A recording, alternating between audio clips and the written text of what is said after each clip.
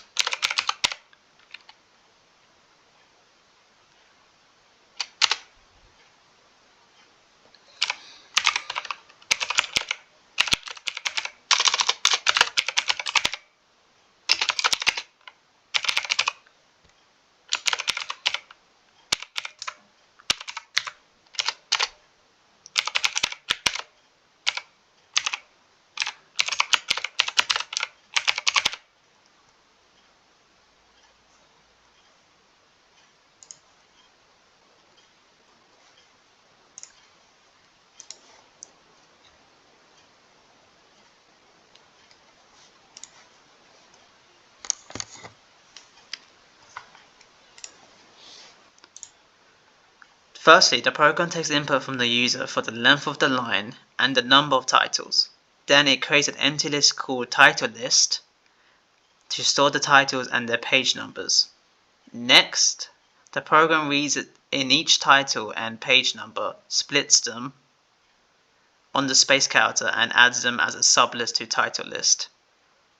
After this, the program loops over each title and titleList. For each title, it generates a table of contents line based on number of greater than characters in the title. The number of greater than characters in the title is counted using the count method, and this number is stored in the counter variable. The title list keeps track of how many titles have been seen at each level of indentation so that the table of contents can be generated correctly. If there are counter greater than characters, the program sets the title's counter value to 0 to reset the counter of titles at the level of indentations. Next, the program increments the title's counter value to count the current title at that level of indentation. After that, the program generates a table of contents line by adding counter times 4 spaces to match the level of indentations. Then, the current title's counter value, the title text with all greater than characters removed, enough dots to fill up the rest of the line to length of line, and finally the page number for the current title. Finally, the program prints the completed table of contents line.